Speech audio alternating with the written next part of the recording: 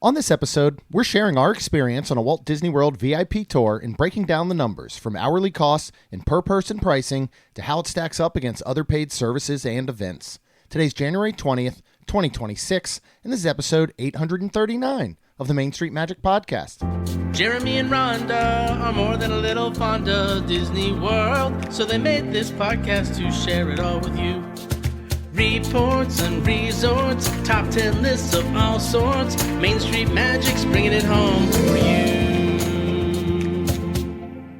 Hello and welcome to another episode of Main Street Magic. I'm your host, Jeremy Stein, and as always, I'm joined by my lovely wife, Rhonda. Hey guys! If you want to be part of the community and join the conversation, get the latest theme park news, as well as live streams from the parks and resorts, head to Facebook and search for the Main Street Magic community and ask to join. Make sure you check us out on the web at mainstmagic.com, as well as follow us on Facebook, Twitter, and Instagram at mainstmagic, and on TikTok at MSM Podcast. Planning a trip to Disneyland or Walt Disney World can be overwhelming and at times just downright frustrating. But don't worry, because Mouse Dining removes the frustration of booking Disney dining reservations, alerting you when they spot availability for your desired restaurant, date, meal, and time. Visit msmfriends.com to use this free service. And don't forget to hit the subscribe button so you can get brand new episodes every Tuesday and Friday. Are you ready for your bucket list trip? Our trusted partner, MEI Travel, will handle the planning so you can focus on the memories. They offer free vacation planning services and have nearly 20 years of experience creating memorable vacations. Visit mainstmagic.com/travel for a fee-free, no-obligation quote today. Well, we had a wonderful weekend. I hope everybody else did. Yeah, this was a really good trip. We have a lot of information to share. lot. Both today, which we are going to be talking about VIP tours at Walt Disney World, and then Friday, we will do our big review of Festival of the Arts. Yes. We ate a lot of food. So How many in total? 29. I believe there were 32 new food items. I'm going to really technically 31, but I'm going to count that upside down shake as like a dessert food, even though it's listed under beverage. So we had 29 of those 32 items that we will talk all about. But before we get into today's episode, I have two things I want to say. One, he doesn't listen, but happy 50th birthday to my brother, Alan Stein Jr. Yeah. Turns 50 today, January 20th, when this episode comes out. That's amazing. There is, and this will kind of segue into the next thing I want to say. We get to do a lot of things thanks to my brother. I work for him, but also because he will often treat us to some different things as bonuses for me, which is just absolutely amazing. And as we get ready to talk about today's episode, we have to send a huge thank you out to our friends, our family, our community, because, you know, we don't make money doing this podcast. Correct. There may be a lot of people that listen that think we do. And by make money, I mean come out in the green on a balance sheet, right? Right. We still come out in the red.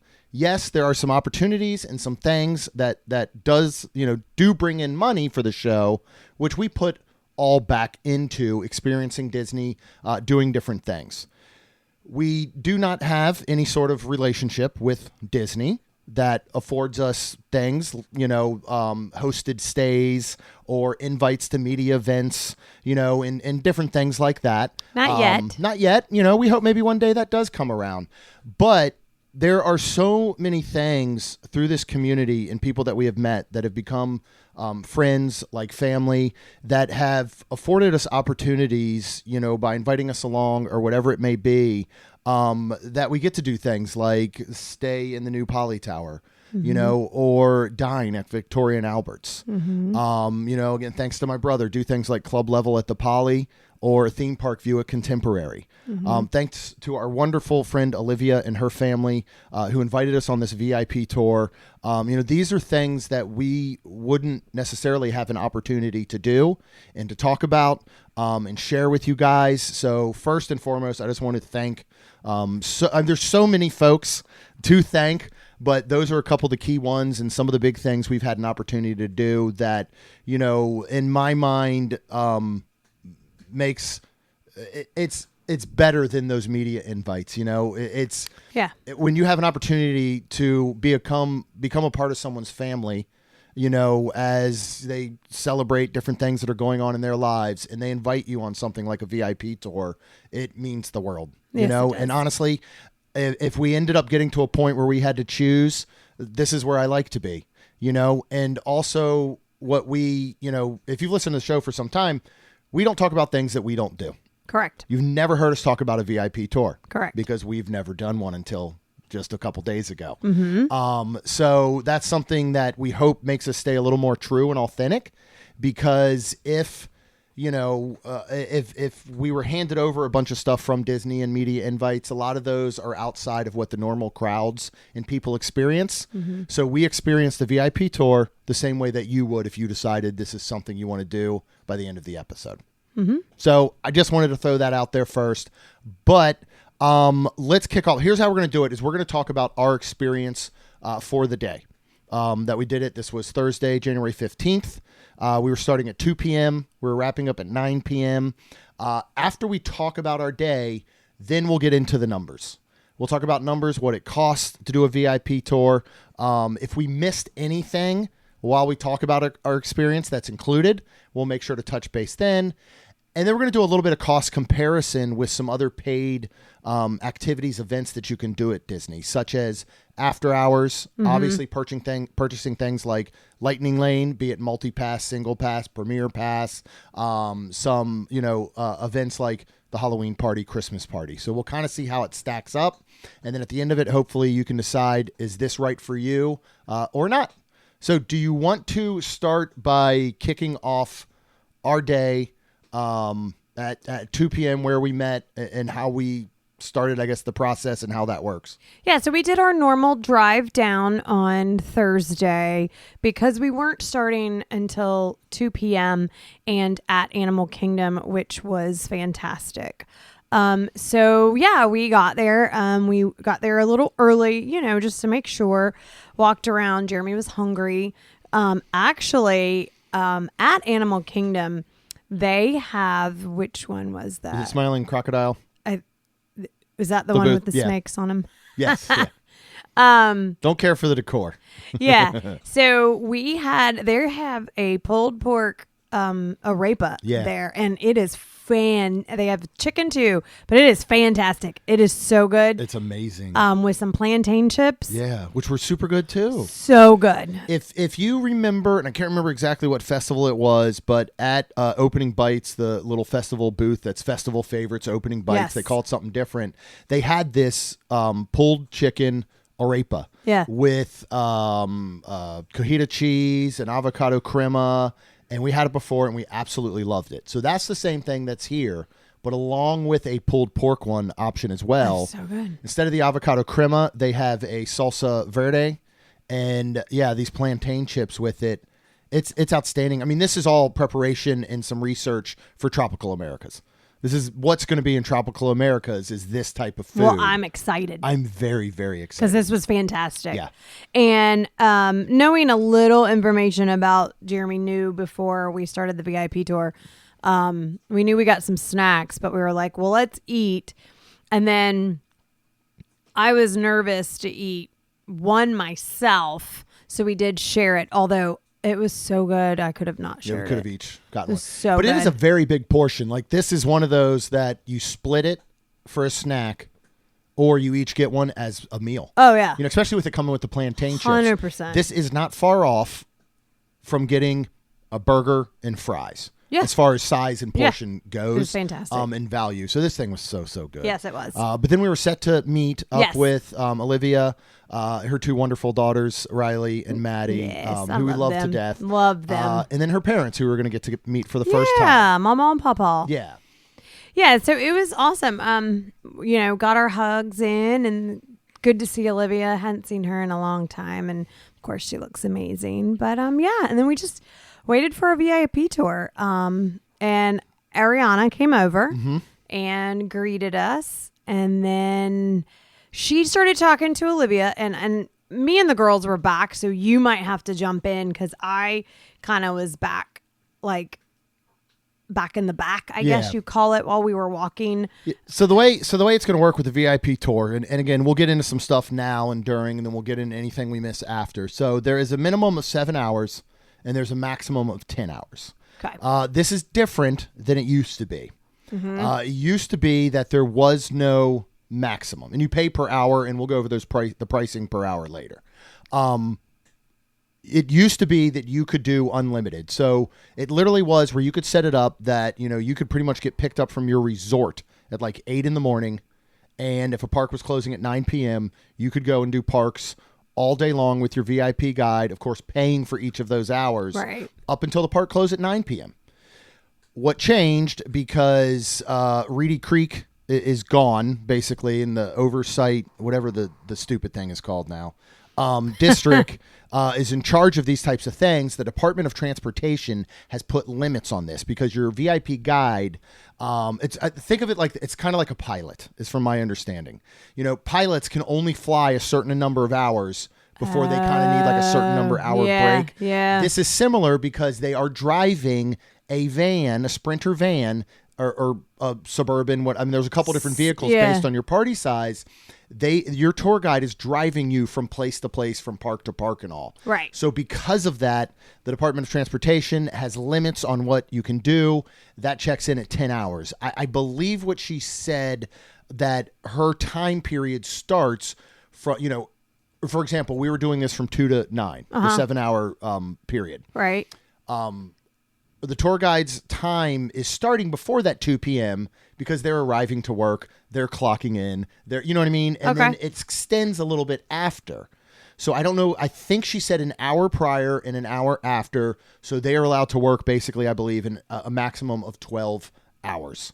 And that's why the tour is now the 7 to 10 range. I believe the minimum used to be 8, but it was definitely an unlimited maximum until oversight dumb district took over. And my apologies, but I think it's silly. That part of it, not. I understand restrictions completely. Oh, 100%. You don't want your tour guide driving you to see Happily Ever After at the end of the night, and you end up in the graveyard in Haunted Mansion.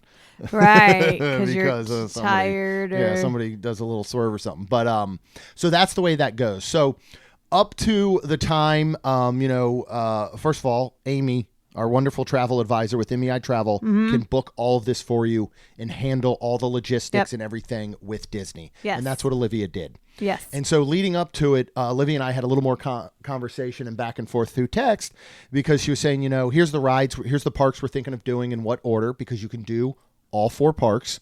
If you really wanted, you could do all 4 parks twice. You can come and go between the parks as you please. You will give your tour guide a kind of itinerary, like, here's what we're looking to do. Here's the attractions, the rides, the shows, the whatever it may be that we would like to accomplish. Here's kind of the order we're thinking of doing those parks in. And they're going to have all that information with them, and that's going to be kind of their guide through the day. That doesn't mean that's the end all to be all. If you want to throw in another ride, go for it. If you don't want to do a ride you had on your list originally, go for it. But this at least gives the tour guide an idea of, all right, we probably need to spend 2 hours in Animal Kingdom, but 3 hours at Epcot. Maybe we need to only do 2 hours at Hollywood because they just love Star Wars, and we're going to finish the night at Magic Kingdom, and that's the order we did it to close out Happily Ever After. Yes. If you want to see things like Fantasy Festival of Fantasy Parade, or a Fantasmic, or Happily Ever After, Starlight, whatever they may be, you'll let them know that as well. Because as we'll talk about later, there will be special VIP viewing areas. So they need to know that, so that they, and they're in constant communication with their team of VIP all day long. Cool. Which is cool, because they get a little more insight of ride breakdowns or delays or super long lines or whatever it may be. Something else before we get into what we did and all, they are going to assign the lead guest, which was Olivia, a Lightning Lane multi-pass. The reason they do that is that automatically includes the photo pass for the day, so that you'll be able to get all the ride photos. So if you don't have a photo pass add-on, you don't purchase one, this is something that will come with the tour. Nice. So something to note. So we started at Animal Kingdom, as Rhonda said. Yes. Our meeting point was right inside there by the stroller rental Yes. and gift shop on the right. And as you go from park to park after that first one, you will not have a need to scan in at the turnstiles. Now, you will have to have a park hopper, obviously, but you're not going to have a need to scan in at the turnstiles. You're not going to have a need to go through security again, which is pretty nice. And the reason you have to have the park hopper is because you have to send them my Disney experience information, correct? You have to have a park hopper to park hop. No, I know that, but we didn't, like you just said. We scanned into Animal Kingdom and we never scanned again. Right. They So- know, they're already through the preparation process. They know that you have tickets tied to your account Right. because, yes, they're going to say, who are the email addresses Correct. from my Disney experience that will be on this? So, yes, you're correct. They're able to check those prior. That's where I was and going alert with you. that. So let's talk about our day at Animal Kingdom. We had a couple rides that were on the list here, and the first one we headed to was Everest. Oh, yeah, we did. Now, what's going to happen with tour guide and the way that it works, because I know it's going to be one of the biggest questions is, all right, are they taking you, right on the ride? Are they bypassing everyone? Yes and no. Correct. So what is the blanket thing, I guess you could say, that you're going to do for each ride? Like, what line are you going to go through for the most part for each ride? Lightning Lane, Yeah. for sure. Yep. But there are some rides that they have. How did she put it? Particularly, it's a bypass. A bypass Yeah. the Lightning Lane. So that starts with Everest. Yes. In Everest, if you are familiar with the single rider line, you're going to head towards the entrance of the single rider, and to the right of that entry is a gate. Yep. And you're going to walk right through that gate Yep. with your tour guide, and they're going to take you to the cast member that's already asking numbers and counting. Yeah. Now, for every single ride you do, obviously they're going to say how many people, Correct. beforehand she'll say, is everybody riding Everest? Yes. No. Okay. Well, then you two may sit out, but we're all going to ride.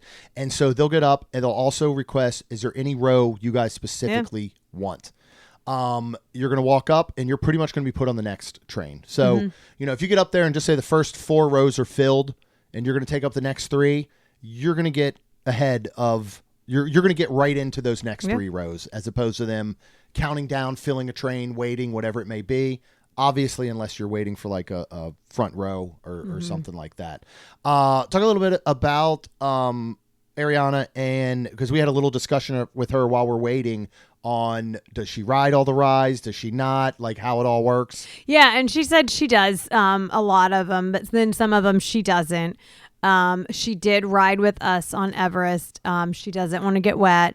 So if we were going to ride any water rides, which was super hysterical because it was very windy this weekend. Yeah, and cold that day. Cold. And we stopped, and the waterfall coming down at Everest at the end, the wind was blowing so hard. We all it just blew and we got wet. Yeah. And I joked, and I was like, I thought you said this wasn't a water ride. Of course I'm kidding. But, and it was just thank God it was just something that we dried real quick. But oh my goodness, it was funny. It was. And it was cold. This was a cold day and windy day for outside rides. But we were doing them. Yeah. But yeah, so this is one she rides with us. And again, let's just say there is a ride. Now, this one's easy because you can take your stuff on Everest very easily, whether you want to or not. Oh, yeah. But if there was even a situation where everybody in the party was just like, hey, we don't want to carry our stuff on, your tour guide would wait back, not ride, and they would go ahead and hold on to all your stuff. Yeah. So that's something to note.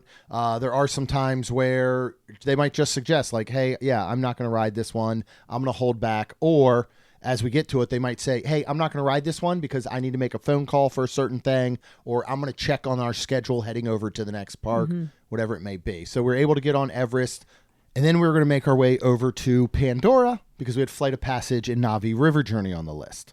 What was our entry into Flight of Passage? So it was the Lightning Lane. But then she took us on the left side of the Lightning Lane. She said, just in case it was backed up. Yeah.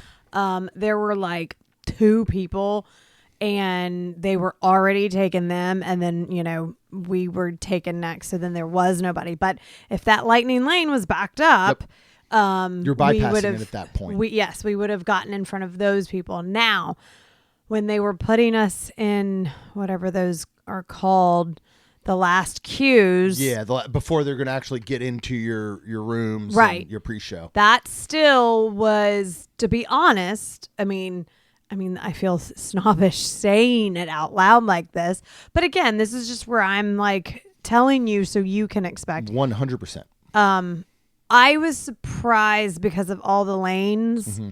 That we did get in one of the lanes that had a bunch of people. Yeah. And I don't want to say a bunch of people in them, had people in them. Well, here's the thing. If you're familiar with Flight of Passage, once you pass the second touch point for Lightning Lane, you're dumped in with the standby queue, the everything. And that's where you're dumped in here as well. Yes. So even though you could bypass a Lightning Lane queue, whether it was long or not, you're still getting it dumped into the regular thing. It's not as though they're using one of those center lanes to walk you straight to the front.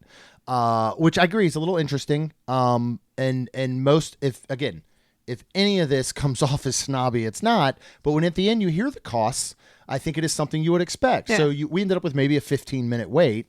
Again, nothing major. And I hate to say it this way, but and this is going to come from me as a hairdresser, your time is your money. 100%. So if you are having to wait, and this is where we'll get into this later too, but thank God it was not very busy that day. Yeah.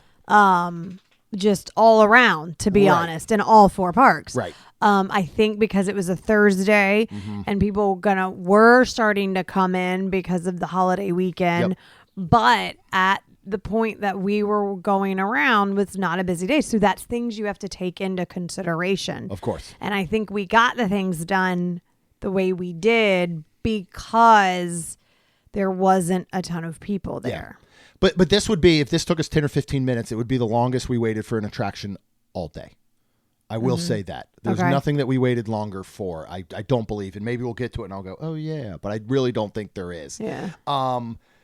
So at that point, because we had a little bit of time to kill almost in the queue, she let us know, Ariana let us know that, hey, here's a couple things. If you want something like water, sodas, churros, Mickey bars, Mickey sandwiches, ice cream sandwiches, Mickey pretzels, just let me know. I can stop at any snack shop. That's on us. And we can go ahead and get those throughout the day as you want. Correct. Also, you are allowed 1 Starbucks run. Yes. So use it wisely. Yeah. And we'll get to that a little bit later when we used ours, but you will get that. Obviously, if you want to incorporate a meal into your day, be it sit down or quick service, that is going to be on you. As the guest. That is not something that they're going to cover. So just be aware. Right. They are going to have snacks available. There were 2 stops once we got to parks at both Epcot and at Magic Kingdom that had huge snack baskets available. You can grab as much as you want. Everything from popcorn and pretzels to Chips Ahoy cookies, Cliff bars, peanut butter crackers and chips and all these types of things that you would be able to grab. So and for us, we kind of went by her, and if she said, hey, is anybody ready for a snack or something to drink? We'd all kind of be like, yeah, let's go ahead and get them. Right. There wasn't a lot of us going, hey, I want to stop right now for a Mickey pretzel. Right. That's true. So, but again, you could, if after every ride, you wanted a soda and a Mickey pretzel, you could do it. Yeah. But again, she has, your tour guide is going to have a card. And as they go up to every Lightning Lane, it's not just walk on through, blow past people, whatever. It is going to the cast member who's working the Lightning Lane touch point, scanning their card that they have and saying, I've got 7 or I've got however many are here. Same thing with the snacks and all. They're going up. You're picking everything out as though you were going up to buy it yourself. The difference is she's swiping her card and taking care of the purchase. Correct. So if you are a child, that's what your parents do all the time. So it's just like having a parent, basically. He's paying for your vacation, which is amazing. It was great. But we got to get on, do Flight of Passage, which is always so wonderful, and we love. And then we walked out of there to hop on Navi River Journey. Yes. And then we went through the Lightning Lane again. And was there a small pie pass on that or no? No, there was not, but it was a short Lightning Lane. Very short. But again, it's another one of those.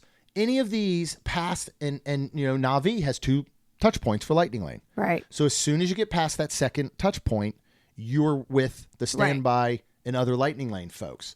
Now, luckily at Navi, there's not a long little hallway in that rock work, but you're not getting through that second touch point and immediately getting on a boat or bypassing the people in front of you at that time. Right. But again, it's a minute or two tops. Everybody gets on and has a good time. So the plan was to hit all 4 parks. Okay. And these were the rides that we had decided on. And Olivia said, well, what do you guys want to do? We're like, we want to do whatever y'all want to do. Yeah. We're just so thankful to be here 100%. and be a part of your family for the day. But where we're not a part of your family is making the decisions. We want you guys to make the decisions. We're just here for the ride. And it was super funny. We're so excited to do whatever. Yeah, because the girls were the same way, and Yeah. a couple of times the girls would, like Liv would say something, and I'd be like, "I'm with the girls. Yeah. I'm just along for the ride Yep. too." So Yeah, we were a it bunch was of passenger princesses. it was for funny. the day, which was great to be. Yes, it was. So from there, we're gonna take our trip to Epcot. Yep. Why don't you talk about how that works, like where we left, the van, I mean, all of that. How did we get from Animal Kingdom over to Epcot?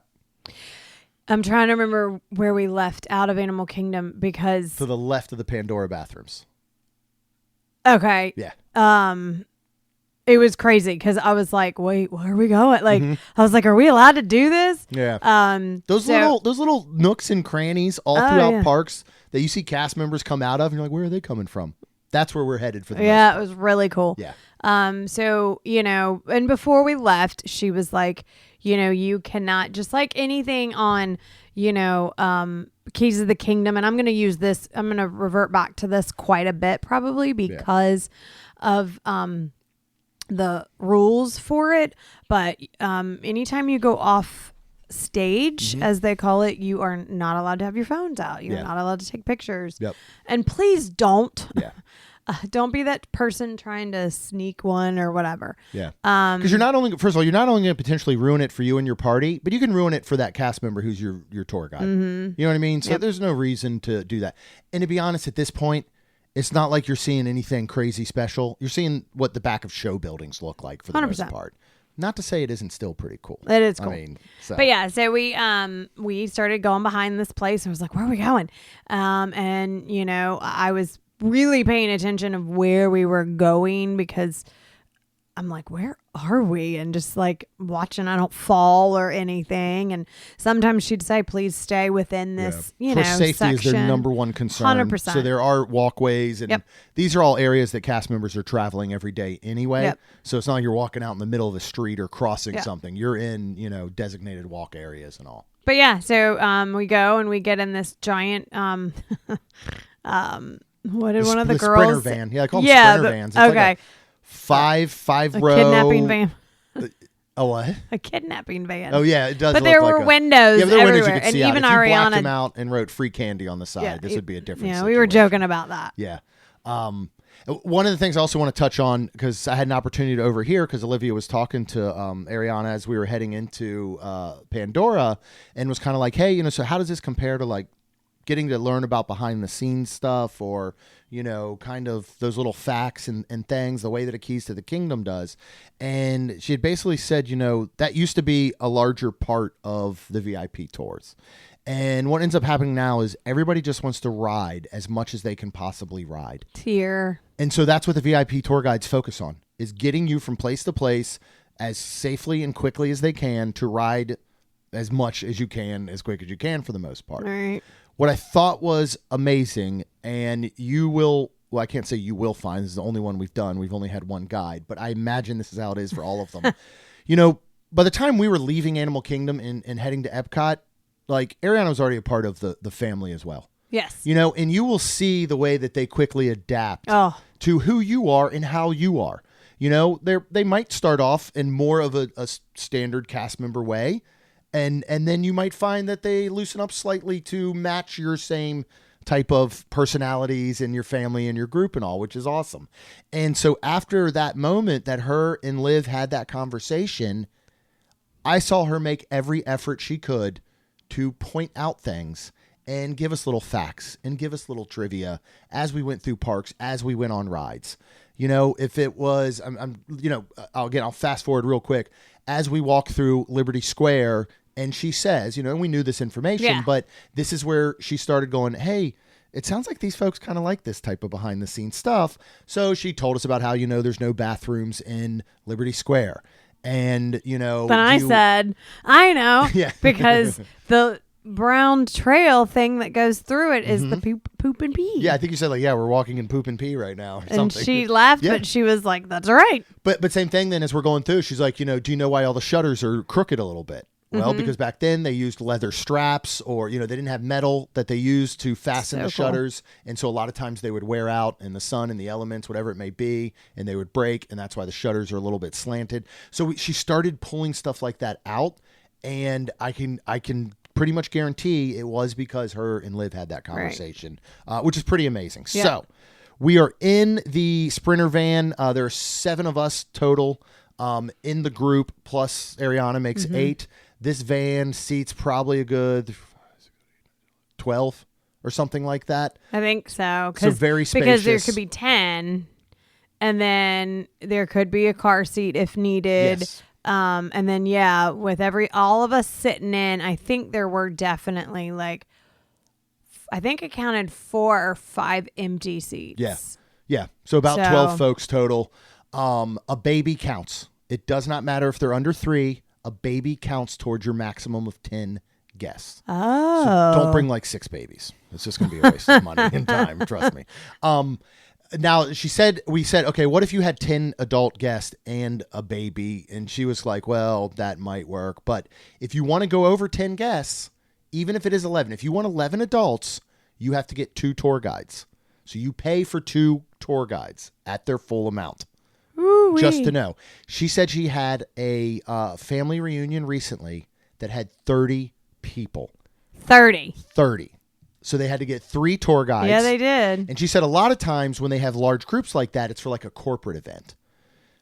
And they'll split up. They might go, well, these 10 are going to go do this and those 10. She said, no, all 30 wanted to be together. See, I missed this. All day. I was hanging with the girls. I was up front always kind of tagging behind. Let me see what I can hear. And so she said, all 30 pretty much wanted to hang out all together all day long. Of course, they have the 3 tour guides. But think about that. That means when you get on a Everest, you're taking up basically 2 entire trains. Wow. That's insane, right? Can you imagine 30 people? No, that's kind of cool. It is pretty cool. I would like to have been a fly on the shoulder for that. Oh my goodness. That would be we don't want to do anything you're doing. I just want to follow you guys around I all know. day. Yep. Amazing. That's funny. So I just thought that was really cool. So we're in the Sprinter van. I think this is super cool. There are additional cast members and part of the VIP group that are at every area behind the scenes. So every van has a step stool that they're going to pull out. If you need help, if you have somebody in your party that needs help getting out of the van, they're right there. When you pull up to your next park, they are there. By the time you are pulling in, they're sliding open your van door, getting the stool, putting it down, helping you out. It's not Ariana doing it. Right. She's coming around the corner, whatever. One time I thought somebody was doing it, and then you're like, bye, see you later or something. And I was like, wait, where's and I didn't look, and then I was like, oh, Ariana's already in the driver's Yeah, I was like, I thought it was her, and I'm like, wait, is she not anymore? So we arrive at Epcot. We pull into the cast member parking area right there behind Test Track. Yes. We park. We get out. That's where our first set of snacks are available to take. So everybody grabs something. And then we walk through, and where do we end up coming out? Into on stage from off stage. Right at Guardians of the Galaxy's exit. Yeah. So if you were curious of what that is back there, that is backstage, and that is where the VIP tours come in and out of, because fortunately it was great. We rode Cosmic Rewind, which was great. Again, went through the lightning lane. Just as anybody else would. Would. Yeah. She rode with us. I rode with her. Super fun. We were the first people. So we got a picture, and that was super cool. Yep. And she took some photos, too, with her phone. She did. And then later she texted them to Olivia at the end of the trip. Yeah. It was great. Wonderful time. But then Test Track was down, which sucked because it was newer, and it would have just been neat because the girls hadn't seen it. Riley had never ridden it, which we were like, what? Yeah. Paul never did. So we just were like, oh man. But because she knew that and everything, we literally walked in to ride Guardians and walked right back out. And again, she knows these things well enough that, I mean, she was like, well, we're not getting to ride Test Track. And not that they're getting any sort of, from what I can tell, super secret info. There's not anybody on the other phone going, yeah, we know for a fact Test Track won't be up for 25 minutes. They still don't really know. Correct. But they're in communication with someone working the attraction. Yeah. Where and that's the thing that I love too. She's not going to just say, hey, Test Track is down. We're out. She's going to be like, listen, Test Track's down. Here's some options. Right. You know, is there something else you'd rather? Yeah, she did. Is there something else you would rather do? Or do we want to go ahead? Because we have quite a few rides at Hollywood Studios we want to knock out. Yes. Maybe it makes more sense for us to get over there. Because again, she knows in her head, I have this many attractions for this many people in this amount of time. And I want to maximize it the best I can. Right. If I just say Test Track is down, we'll go over and wait for a little bit. We might miss 3 other things, and I don't want that to happen. So she's the pro to make the decision. Hey, I think the best idea might be we head back out. But the good news is, like, we didn't even have to walk over there. Yeah, that was to nice. find out and walk back since we were leaving. Another thing, I just think these little things I take notice of are cool. A lot of these backstage areas have a little twist and turn to get through them because they want to make sure that your view on stage is completely blocked from off stage. Right. And it's just neat. As soon as a cast member from those areas will start to enter, they will say out loud, it's like being in a kitchen, and they'll say corner. So if there's any other cast member on the other side that's coming the same way, they hear corner, they know that a group is getting ready to come around, so y'all don't smash into each other. That's funny. So I like picking up on little things. And I'm like sure, like, she probably knew some things that she can't say. Like, I am sure. I'm sure they were like, yes, it's, it's down for this. Yeah. And then they go, all right, that's probably a Or 10, 15, 20 minute. Or here's the other thing, if we were going about our regular day without a VIP guide and we got off Cosmic and we brought up MDE and said Test Track's down, we don't know if it went down 1 minute ago or 1 hour ago. Right. Based on the app. She's going to be able to get that type of information. So again, but like you're saying, there's going to be some additional info we probably don't know and we'll never know. Yeah. But it helps them make the decisions so you can still maximize your day. Yep. So we walk right back out, basically the back door. I mean, we walked into Epcot, rode Cosmic, walked back out. We were having a conversation prior in the line about everybody's favorite song. And Everybody Wants to Rule the World was Ariana's and Maddie's. Yes. And that's what we got. And we did. And she's like, it's because we talked about it. Yep. But I was like, because I didn't like it and it was so funny because she said they were saying something like it changes the ride. And I'm like, it does. And I'm like, you're right. It makes it seem like it's boring. Yeah. And then she was like, okay. Well, she was like, well, she's like, you're right. It makes it kind of slow down. And I took the time on the ride to try and appreciate that. And I will say, I appreciate that song more than I did before. Yeah. I still don't want it, but now I can appreciate it more in the way that it fits. I want it faster because I understand my body and it makes me nervous sometimes. And I did not wear a patch for this trip because I need to get some. And with all that being said, which is fine, I just knew my limitations. So I was like, oh man, this is a slow song. I don't want this ride to last too long. So I was very happy that we were, afterwards we were riding again. But this time I sat in the very back with the girls in the van. But I was like, I'm going to sit a little closer to the front this time because I just also didn't want to feel nauseous. Yeah. We go and we head over to Hollywood Studios. Yes, we did. Now, where do we enter at Hollywood Studios? So we pulled up basically right behind Tower of Terror and Rock and Roller Coaster. Yeah. And it was super cool because, like, I mean, you could see the doors opening, and like hearing You're people looking scream straight up at Tower. Like, this is close. This is very, like, I know when you're in the queue, you're close to the building, but this is one of the best views you can get without going through the queue. It was super cool. It was really, really cool. And it was a little bit more to the side of Tower, kind of back side area, but that was super cool. And so we walk in and she's like, all right, well, we got Rock and Roller Coaster, Tower of Terror. We're right here at Rockin'. Do you guys want to do that? We said yes. Now, a couple of you guys were going to sit out. So this was the one that she did not want to ride because she said it shakes her head around. And I remember the last time I rode it, my new earring, it hit my ear. My ear hit the side, and I was like, "Oh my God, that hurt!" And I like touched it. And I'm like, "Am I bleeding?" Yep, I'm bleeding. So you bleeding? Yeah, you're bleeding. Wasn't that Family Guy? I think so. I say that at least once a I week. do too. I really need people to bleed so that I can continue up my shtick. So I was like, you know what? I'm gonna set it out too. Mama and Papa were both like, I'm gonna set it out too. Yeah. So the four of y'all, Liv and the girls and Jeremy, went to ride it. And so she was like, let me scan you in. And again, there was no unfortunate right? Yeah. So she scanned us into Lightning Lane. She said, "Hey, there's just 4 of them." Basically, she again goes up to cast member, scans a card. There's 4 of them. I'm not going with them because she's going to come hang with y'all and everything. And then we're right in the initial Lightning Lane where you would. Again, thank God it wasn't crazy. It wasn't busy. crazy. This again was not a very crazy day. If this is a trend, the Thursday between Marathon Weekend and Martin Luther King Weekend seems to be a very, very good day, especially when it's cold and windy. So just a note for the future. Right. We might go next year on this day. Yeah. But yeah, so you get in there, and this is one where, Liv and I kind of started to talk about okay, now this is interesting because, most all of course, Rock and Roller Coaster Q is outside, except when you get into the starting to load pre-show area and everything. And then, and they're not doing the right, pre-show. There's no pre-show, so they're walking you through it. Right. But you still have to wait outside of the pre-show doors because they want to make sure that, I'm guessing for fire safety reasons, they want to make sure that pre-show room is clear. So they're not going to, and you're going to mess up your line and where you are if you just let everyone into the pre-show. You know what I mean? If you don't stop the line, then it's going to be continuous. So we had to stand outside of the door for a little bit, wait to get in.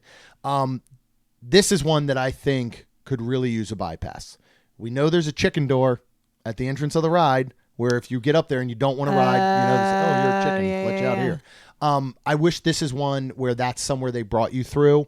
And again, this is coming from someone who probably sounds like a complete snob, but maybe we waited 10 minutes for this. So not quite as long a flight of passage, but somewhere around that as we're waiting. And you're dumped in with both, the standby, and then you're part of the Lightning Lane. But we got a chance to ride it. It's a great photo because it's just the 4 of us in one car. Had an absolute blast. I guess I'm excited for Muppets Mayhem to come in here. I think it's going to be really cool. The one thing I really, really, really, really hope they do, especially after having Cosmic Rewind be the ride before this, is fix the onboard speakers on these cars, because they're at a point when you're still right before, as you're launching and at the end before you unload, the music sounds great. When you're on the ride and there's the sound of coaster tracks happening and there's the sound of people screaming, you can barely hear the music anymore. Really? And when you're on Cosmic, I mean, it's blasting. Even I'll go way back to Rip Ride Rocket, you can hear it. Yeah. So I do hope they update that, but I'm excited for it. So we rode this, we were done, and we were going to go do Tower of Terror. Yes, but while y'all were there, we were standing there, and she actually, there was a cart that had, it was a good cart. It had not only Mickey pretzels, it had sweet cream cheese pretzel stuffed and jalapeno stuffed pretzels. So she actually got Pawpaw a Mickey pretzel. I don't think Mama wanted anything. And then she got me, I just said a Mickey ice cream, which I got the bar. I kind of wanted the sandwich, but it's fine. I was fine. It was good. It was funny because we were in the van and she said something about, you can have any ice cream you want. And but she was basically if you're crazy, she said, if it's not too cold, or something. And we were basically no, we want it. We understand you haven't met us yet. Yeah. This is new to you. So we'll eat ice cream and snow. Yeah. So we had those snacks. And then, as soon as they all got off, she asked, hey, so then, the girls and Liv each wanted a Mickey pretzel, and then Jeremy got his ice cream sandwich. Yep. And then I think you got a lemonade with that, and I don't think I needed more water at this point because I was carrying a Stanley. And then then we went on to Tower. Now this was the one that I was like, all right, I can ride this, but she was like, she was not riding. So. Well, here's the reason.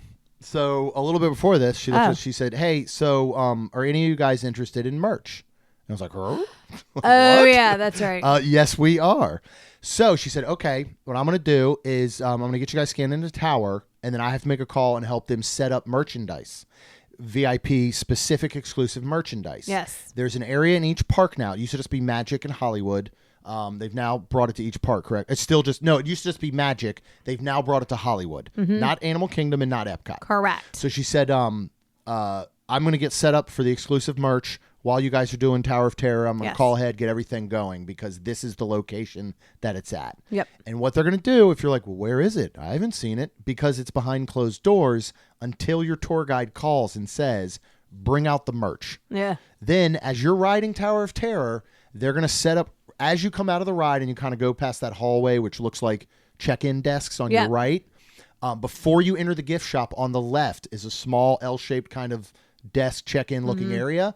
2 big doors. That's where all the merch is hidden. They bring it out and they set up a display specifically for your party to look at as you get in there to purchase the merchandise. Yes. So we ride Tower. It was a fun one because of the group. Yeah, not only our awesome group, right, but the teenage girls in front of us and everybody on that ride. It seemed like it was half full of people that had never rode it before. Yeah, it was super funny. Which always makes it a lot of fun. Oh, yeah. There were some girls in there that Riley had me dying laughing. Oh, my gosh. It was outstanding. So we come out, and we have an opportunity to check out now the merchandise for purchase. Do you want to run through items that they had? Yes, I will try. I almost have to close my eyes and like picture in my mind sweeping left to right to cover everything. So there were a few things on, a small little coat rack, which are your all your sizes of a jersey and Spirit jersey, sorry, and all your sizes of a men's polo. Super cute. I think Papa got one of those. I wanted a Spirit jersey, of course. Jeremy did. And then Liv was looking at it, and I was like, I would like to buy you this for a thank you. Yeah.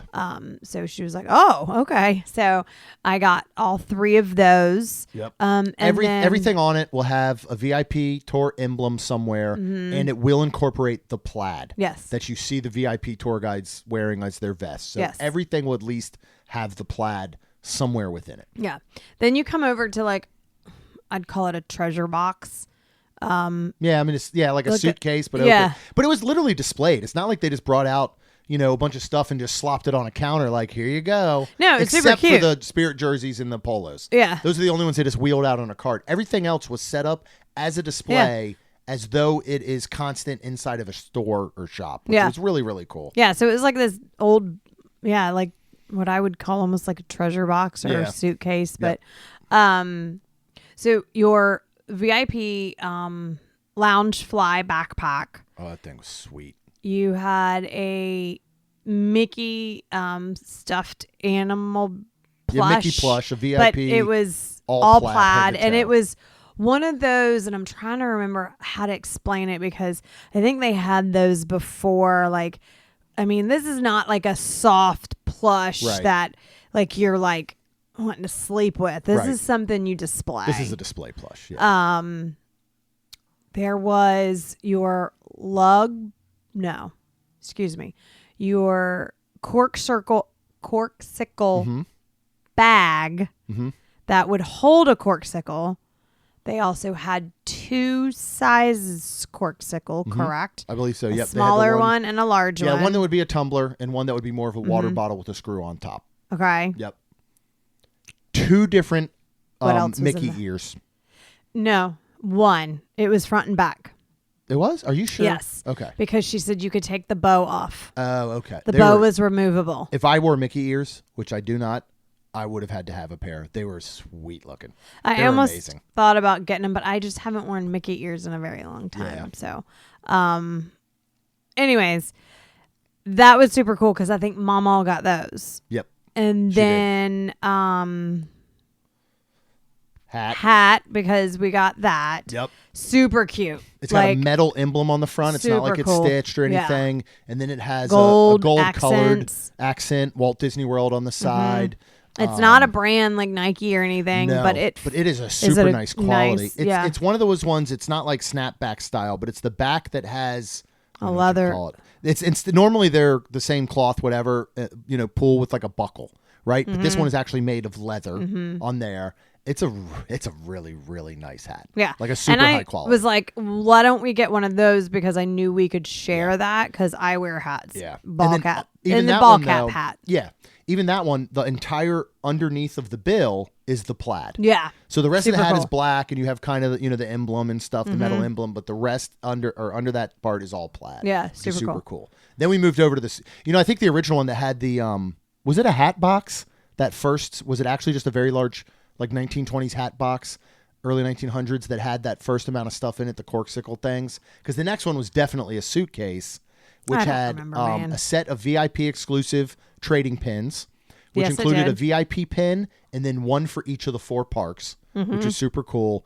And then one thing we didn't get, I almost wish, but I don't know what we would do with it, was a VIP keychain. Yeah. With some different kind of charms or whatever I hanging on it. thought It was about pretty it. I was sweet. really close to that one too. And the only reason why I didn't is because I don't have keys. Like, I don't have work keys that I carry around for my work and like getting in and out. Yeah. And then like my home, I don't have keys for it.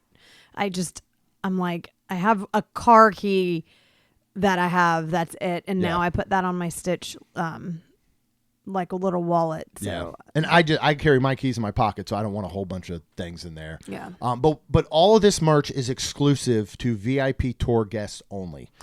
Which, when Jeremy says exclusive, like, it's super sad because I kind of wanted to gift her one. She was a great guide. But even the VIP tour cannot, guides cannot buy it. Yeah. They either have to be gifted it or they have to take a VIP tour themselves. Yeah. Which I was like, wow.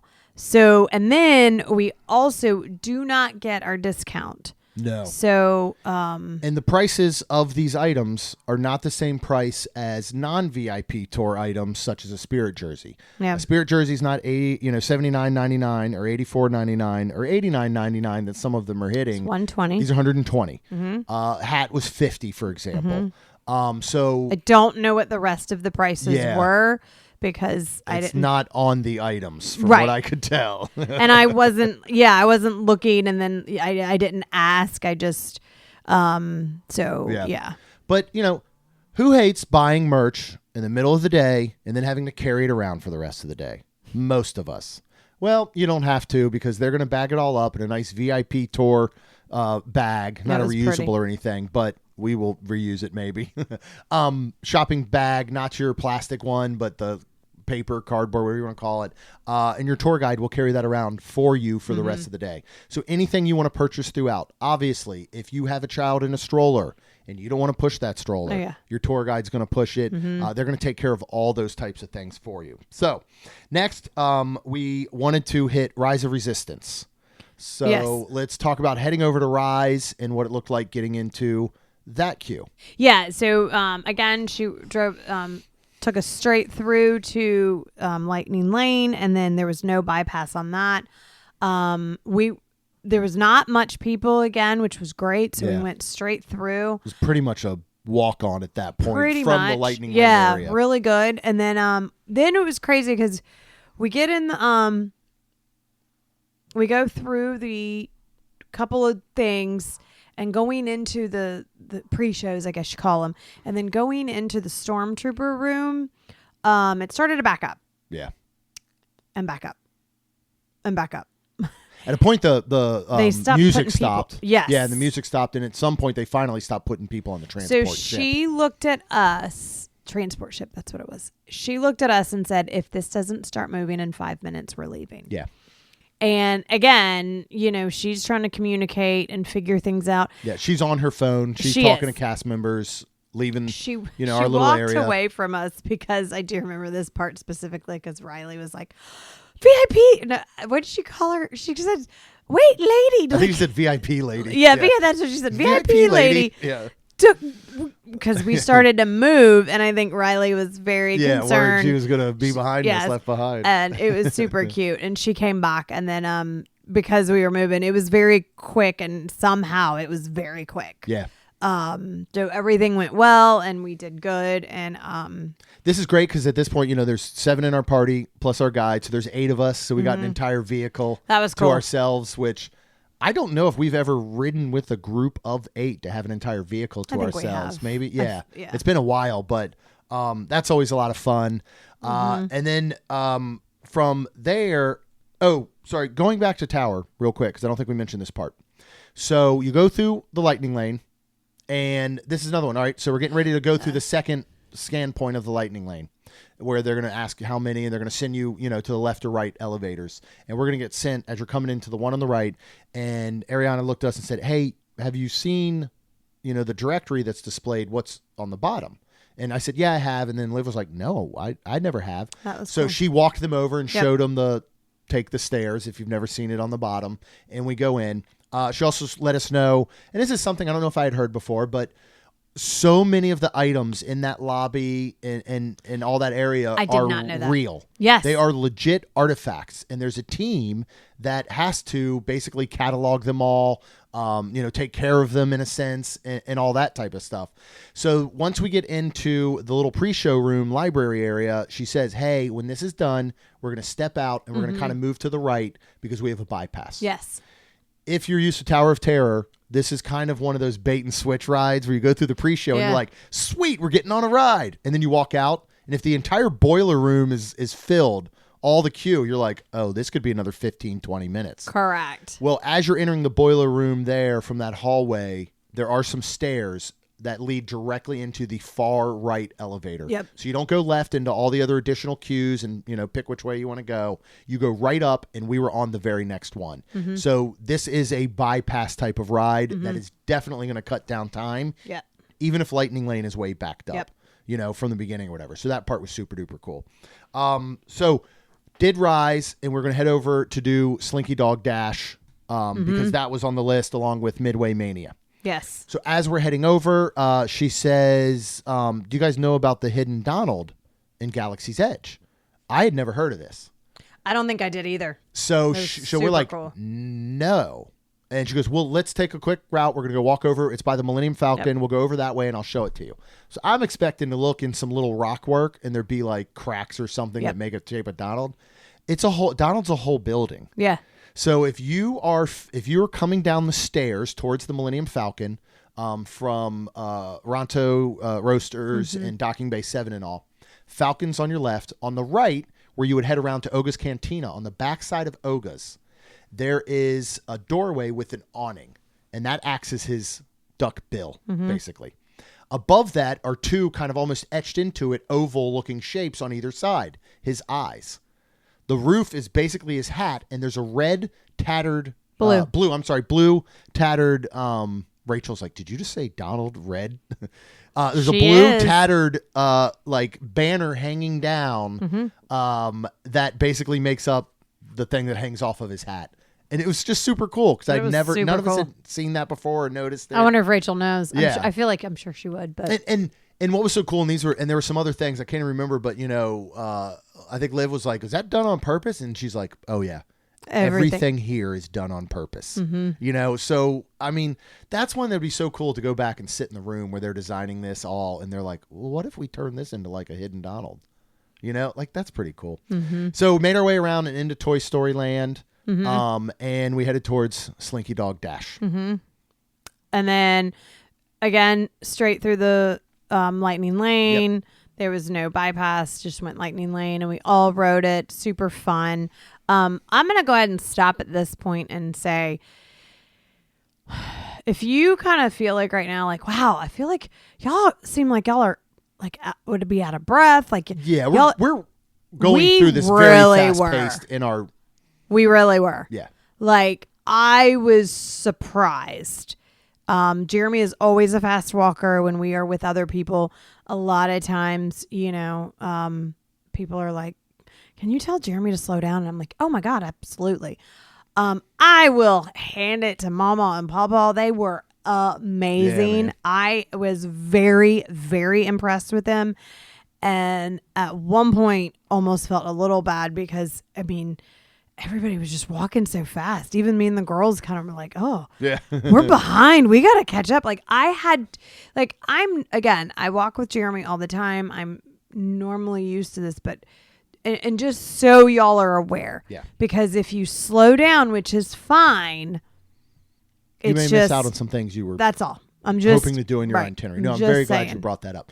But here's what I'll say. Because to you, you might be like, oh, this wasn't fast paced. Well, then this fine. is what I'll say, and you tell me if you don't agree with this part. It was fast paced, but I didn't feel rushed in the sense that it wasn't as though she was going, guys, we got to go. Or we got to get to the next. You know what I mean? So I think there's a difference between moving quick and feeling rushed. And I will agree with that Okay, good. wholeheartedly. Yeah. She did not ever make us feel rushed. But I mean, again, I was like, ooh, I agree. I mean, me and Maddie at one point, we had to, we'd get behind a couple of people or whatever, and then we'd have to, kind of slightly run, I felt like, to catch up if we got pretty behind. Yeah. But she's also, Ariana's there constantly. She said, if you keep turning my head, I'm not just looking at you weird. I'm doing head counts. Yeah. So she is constantly doing a head count. Yeah. She's certainly not going to leave anybody behind. She's, 100%. She's not. Yeah. She's making sure everybody's always there. And again, I can guarantee at any moment we could say, we're moving a little quick. Can we slow down? Now, she might say, hey, yeah, that's great. We can do whatever you guys want to do. But we might not make this or this. Right. So we head from there, and she had a little insight that, Toy Story Midway Mania all day was having some issues with one of the tracks. Yes. So she was keeping an eye on that. I swear she started talking about 30, 45 minutes prior than we were going to ride it. Because so she's constantly checking in and keeping up with what's going on. I guess we can say this because she said it and let us know that I guess if one track goes down, there's two things on the track, whereas there's like 3 tracks. Mm-hmm. So like if one goes down, it's got A and B on it. So that means A and B is not running and only C's running. Yeah. So then if C goes down, at least A and B are running and you've got 2. Because C is the track they added later. Okay. A and B are part of the same overall system. So C is completely separate in a sense. Yes. So that's where I was like, oh, okay. Interesting. And we're heading to A and B, luckily. But again, when you have a whole track down, which C was, that can extend lines, that can whatever. So she basically was like, look, we're going to head that way and we're going to see what it looks like. And then we can decide if we want to do it or if we want to move on to Magic Kingdom. And then she asked a friendly cat, a coworker cast member. That's what I was trying to say. A coworker cast member about something of the tracks. And there was some little talk and she said, okay, let's go. She was like, let's go. So we did Mania, had a great time. Again, it's really cool when you got 8 people, you're taking up 2 full car loads. So you're getting off and asking who won, who didn't. So I rode with her. Yeah, y'all had a little issue. And we get to our first, I was like, she's like, how good are you? And I was like, well, and then I was like, I felt bad. I didn't want to take from her side. And like, so I was not playing when I play with you. I was being a little nicer, but it was super funny because we were doing the practice one. And I was like, I like to try to hit him in the face instead of trying to hit the actual, like, I do too. Yeah. I'm always trying to throw pies at their face. Yeah. She goes, me too. Well, we get to the very first screen and it's just blank. Yeah, and you were the only ones because none of the other of us experienced it in any of the other areas. Blank. So all of a sudden, I'm just pulling the thing. Well, it starts showing that I'm getting points. Yeah. So I was like, oh my gosh. So both of us then, I mean, when we talk about we're literally playing blind, it was so funny. She had, I think, a higher accuracy where I was like, dang, but we just were pulling the tab and trying to get some points. It was super cute because she was like, I'm really glad that happened to me. She's like, I mean, I'm sorry it happened to you. And I was like, no, I agree. Because, I mean, I wanted to be like, look, girl, Ariana, I'm here all the time. Yep. Like that again, that doesn't bother me. So, and I think this is a good time to bring up. You're at the mercy of life at Disney parks, right? So like you are anything else. So, Test Track was broken down. We didn't get a chance to ride. Not a huge deal, but at the point that we were getting on Rise, right? We had missed Test Track. At that point, we weren't planning on ride it, but I know Runaway Railway was broken down, right? So let's say that had been on our list. Mania was having issues. Let's say at that same time, Tower had broken down or we had a real long delay, whatever it may be. You're at the mercy of those things. Mm-hmm. Let's just say that we wanted to do Slinky Dog Dash and a thunderstorm started and they got to close the ride down. You may not ride it. Right. And they're certainly not at the end of the day going to tally up what you did and didn't do and give you a refund on anything. Right. So you are at that mercy of the elements, of ride breakdowns, of crowds, of all that stuff. This doesn't bypass anything. This doesn't bypass the weather. They don't put the dome on just because you got VIP going on. So at this point, we know we're going to head over to Magic Kingdom because we have a list of a couple attractions there to do, as well as potentially check out Starlight and finish the night at 9 p.m. with park closing and Happily Ever After. Mm-hmm. She says, are you guys ready for your Starbucks? We're like, yes. She says, okay, give me your order. I'm going to call ahead to the Starbucks on Main Street, and it will be ready when we arrive. Yeah. Which, first of all, that's awesome. That was amazing. If you've ever tried to get coffee at the Starbucks on Main Street, it doesn't usually go that smoothly and quickly. Yeah, right. So drives us over. We come in where the buses are normally going to take you, but go straight a little bit. And we basically come in right next to a parking lot, right next to if you have done a party. Yeah. Or sometimes I believe they will open this up at the end of the night when it's super crowded. Yeah. There's that bypass right between Tony's Town Square and the Main Street Confectionery that has that walkway. It's still technically on stage because they open it up for the parties to let you in. That's where we come in at. She says, guys, wait right here. She walks in the back door of the Starbucks and she says, go outside and wait by the bathroom areas, basically. If you need to use the bathroom, go ahead by Plaza ice cream and in and all. And she goes in the back door of Starbucks and she walks back out with our 8 total Starbucks for everyone, hands them out. We get our included Starbucks and we start to make our way over to Tron. Yes. Now, Aries was still playing. Yes, it was still playing. Yeah, I think I want to say it's the 23rd, I believe, or something. It shuts down. So this week now it will shut down. But we head over to Tron. This is Nolan. You're going through Lightning Lane, so there is no real bypass area. Now, because of the lockers, she says, I'm going to sit this one out. Load me up with all your bags, everything, your hats, so you do not have to go to the lockers. Yes.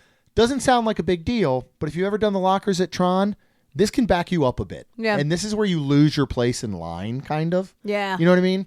So we go through, we come around the side, she scans us through the Lightning Lane, she goes off with all her stuff, and we go through Tron. Now, this is another one where I will say this was the longest wait of the day, but based on us waiting for the handicap accessible back seat. Yeah. For Liv's mom, who, we're in the line and we're heading down the ramps and she's looking at it and she's like really debating if she wants to be, and she did Flight of Passage, great, but while this is similar to Flight of Passage, like it is motorcycle, not. right? Yeah, you are bent far over. The leg area, if you've never done Tron, is so much tighter than it is on Flight of Passage. So she says, you know what? I think I'll wait.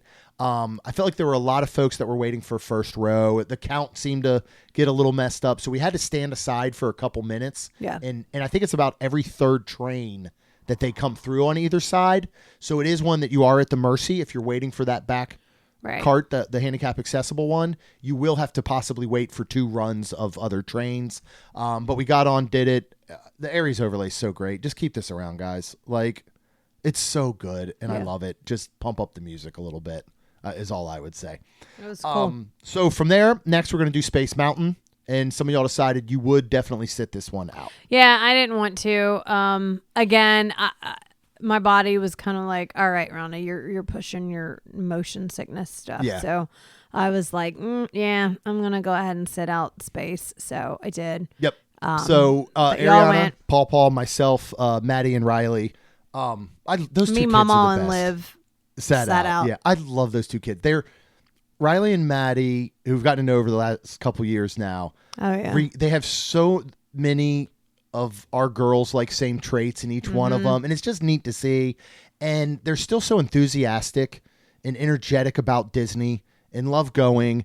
And obviously our girls aren't as much, when we take them like once a year, they really do love it now. But it was so neat to be with kids that are very close to our ages. I mean, Riley's 18, she just turned 18 not long ago, just like Kaylin. And so it was really, really cool to be with them and just watch them experience everything again today. So I loved that.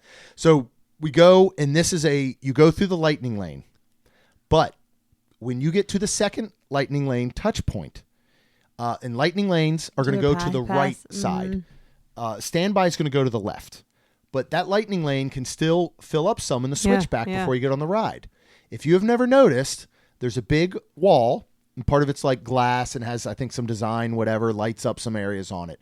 Behind that is a hallway, and that's where she takes us directly into. Nice. So we, at the second touch point, bypass every single person in the switchback before you get on the ride. Nice. In that second touch point. So we walk in, we pretty much are put on the next cart, next train, we get in, we ride it.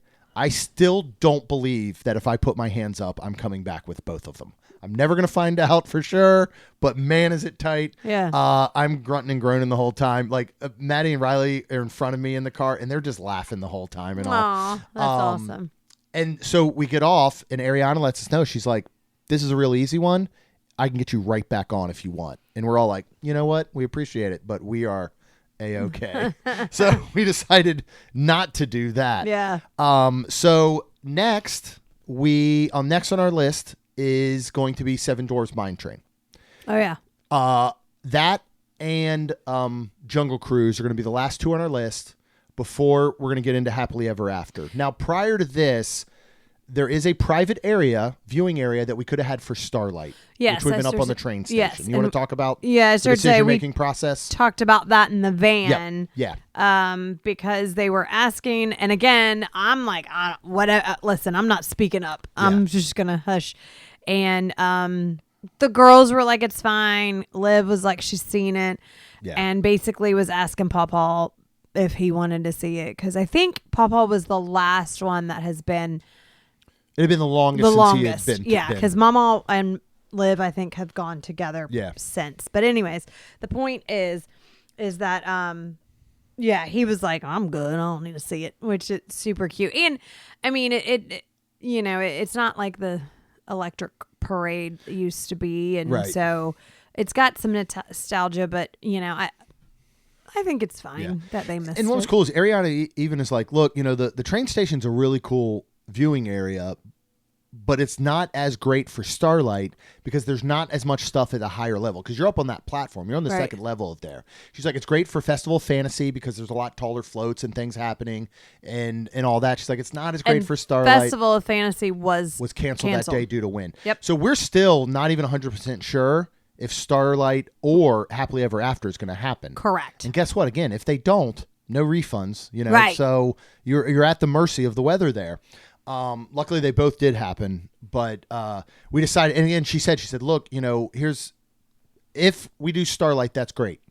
We will do it, whatever you guys want, but we might not complete your list of attractions you want to do prior to Happily Ever After, which we know we want to do. Right. So we made and the Liv decision was again. very she was looking like if it Happily doesn't go off, she looked really like she was going to be upset. And I wouldn't blame her. I because don't either. The whole day's course was based on ending at 9 p.m. watching Happily Ever After at Magic Kingdom. So we decided, we'd rather do the rides. So as we're even looking at time, there was some talk. They did not have the VIP Corksicle tumbler at Hollywood Studios in stock. Correct. So we're going to have to get it at Magic because Liv wanted that. And so Ariana's like, all right, here's the deal. We're going to go do Seven Dwarfs. After that, we can go do Jungle Cruise as planned. But it may cut into time of me getting your tumbler, or there's some talk of possibly getting some egg rolls, some spring rolls and all. She's like, if there's something else you guys want to do, like a Haunted Mansion, we can swap them. And then I was like, I forgot it was here. I think my brain was just like, okay, I'm just whatever, because I didn't know. I'm sure this will come up as we go through some different pricing and examples, but you don't have to think through the day. Well, and I think that's the point. At 2 p.m. at Animal Kingdom, you don't have to think about when are we going to ride Haunted Mansion later tonight, because she's taking care of it. Right. So we decided, all right, we'll do Seven Dwarfs. You go through the Lightning Lane. But again, this is one of those. When you get to the second Lightning Lane touch point, you have a couple little switchbacks. Mm-hmm. Not VIP tour. Yeah. They take you to the left side, and you're right in, and you're basically getting on the next train. So we go ahead and we do Seven Dwarfs. Have a blast on that. Super fun. I'll say this. We always talk about Seven Dwarfs. Is it worth the wait? Is it not worth the wait? It's a short ride. VIP tour is the way to go. Oh yeah. Like, it makes the ride better when you basically walk directly onto it. Yeah. You don't even care that it's short. So from there we head over to Haunted Mansion, and she lets us know what area we're going to go through here, which is not your Lightning Lane, your standard Lightning Lane. Stand by any of that. Where do we get to go? Well, this is part of the Keys of the Kingdom when you get to ride, and she takes you, which is kind of on stage, but off stage type situation where it's decorated and everything. Yeah, it's still themed because guests do come through. Correct. Here. Yeah. But we went through this little hallway, and then there's bells, and she was like, those are the names of the original Imagineers, which I was like, that's cool. Yeah. I don't think I remember that from Keys to the Kingdom. Yeah, I don't know that we were ever told that. I think it's 7 bells maybe that are hanging there up, and they each have a plaque above them with the names and stuff of Imagineers. So it was cool. And then she said, I need to go in and just check. She's like, wait in this hallway. Yep. So we were left unsupervised in the hallway. But at that point, Liv did say, am I allowed to take a picture of these bells? And Ariana said, technically, I guess, because we're not technically off stage. So she did take a photo. Yeah, she did. But she comes back in, and we go into the stretching room. Of course, Ariana knows we're going to go stand under the portrait with the woman with the umbrella, because that's where the entry is.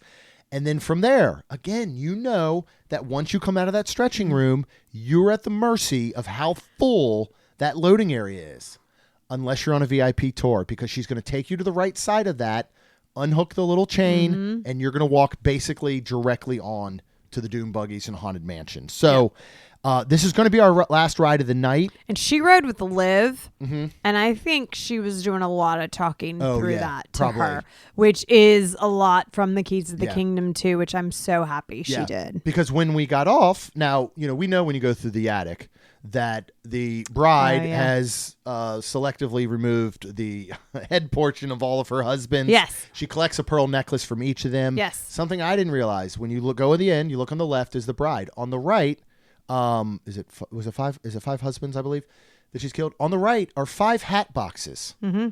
There are not hats in there necessarily. Yeah. Those are the heads of each of her 5 crazy husbands. Then, and we had heard this on Keys to the Kingdom, as you rotate and come out of the attic into the graveyard and you're going backwards, that is the bride killing you and basically because you're falling out of the window. Yeah, both Rhonda and I said we fell out of we fell out a window. I think we do that every time now that we learned that little bit. But again, she's giving that type of information. I saw her pointing out the very cool hidden Mickey in the graveyard towards the end, down that little tomb right before you get to the opera singers. I love it. So again, she's saying that stuff. She's saying, do you guys know about Mr. Toad in the cemetery? So again, she's given us some of this information. So from here, sadly, our night is going to come to an end. But we do have a private VIP area for viewing of Happily Ever After. Yeah. And where is that? But let me real quick, leaving that, she did mention like she would get us some spring rolls. I was very excited about that. This is where, again, I'm going to tell you how like air quote unquote rushed and busy we were, because we did not get any of those. Yep. We actually didn't get any more food after this. I would have liked for a stop for popcorn. I would have liked. I don't think any of us said anything, but it was a point of, hey, we got to get into the viewing area. Well, I know. And then it was super sad because she just was basically like, can you give me your card and I will go get it for you for she had the to run and get the corksicle. Right. Yeah. So, I mean, there was just, again, we got to ride all of the rides, which was amazing. We did a dozen attractions, which again is amazing. But I'm just again in 4 different parks. Right. Yeah.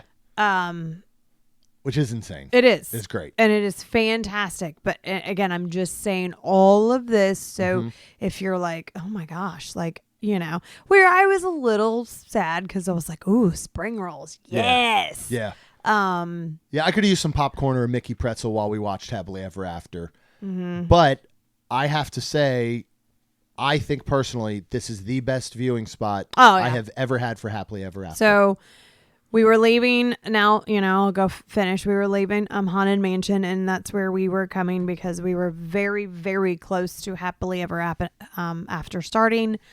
So one of the grassy areas in the middle of the right off the hub inside, it's like a fenced area, basically. Yeah. And tons of plaids standing there. Yeah, tons of plaids in there with all the other families and groups that are in there. So you kind of get to see who else did, the tour that day. And there's wonderful cast members greeting you at the entrance, and, obviously checking your guide and who's with you and all that are just as happy and energetic as can be at 9:00 at night. They've had a long day.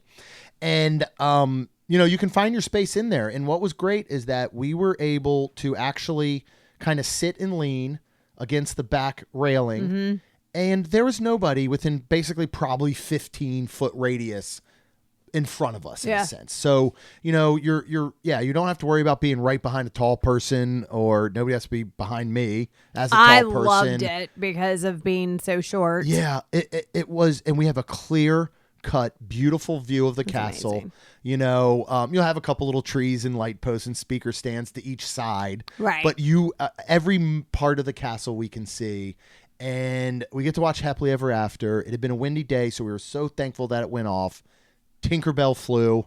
That was shocking. We all, Liv, I did not think there was any chance she was flying. Nobody that did. Yep. And when they started You Can Fly, I'm kind of like, did I see somebody up there? Did I see something? And then all of a sudden, I was like, oh! And I mean, we were just all of us like, yay! And it seemed obviously like everybody else in there with the VIP tour guides all had the same information, that it was windy that day. Right. They weren't sure. And so everyone seemed kind of surprised that she was flying, which I thought was just amazing. Super cool. I was like, catch her, please catch her. Yeah. So Ariana she left, she got the corksicle, she came back in, basically said quick goodbyes as it was going on, and she is out.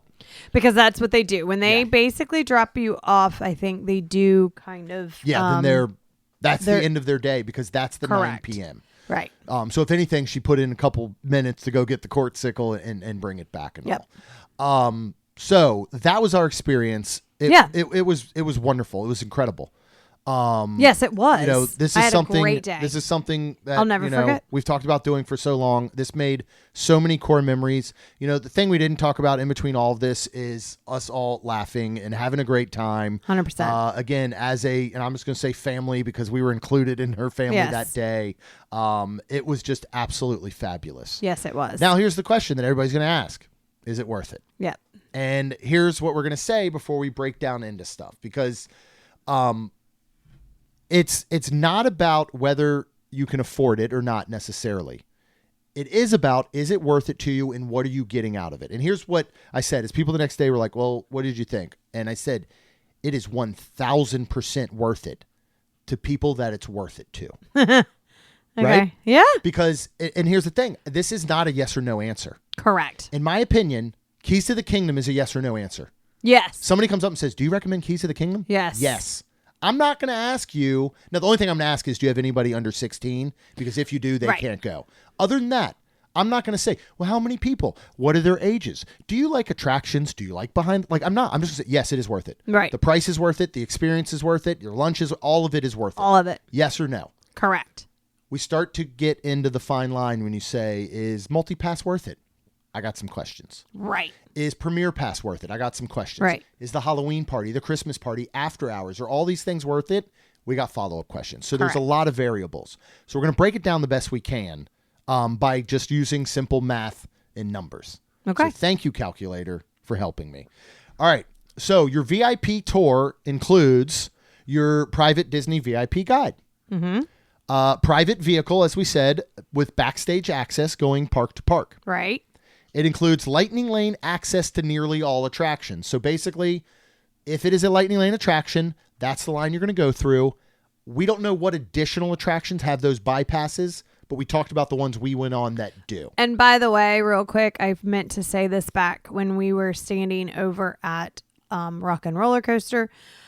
I did ask her if there's any like shows or anything, and she's like, no, normally because there is no lightning lanes usually with that. Yep. And then for 2, she's like, I mean, yes, if there's a show somebody really wants to see, like for example, I was thinking Villains, Right.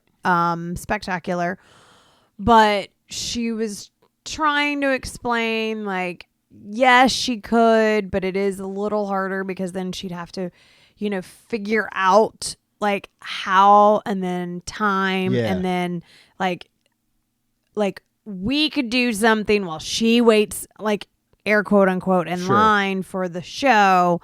And then the time, come back and catch up or something. Stuff like that I was like, okay. And it was one of those things, again, I just was like thinking, well, like, Mama rode some of the rides and Pawpaw rode some of the rides. But then what if like she was like, can we see a show? I'm tired or something. Then I was just curious. Oh, yeah.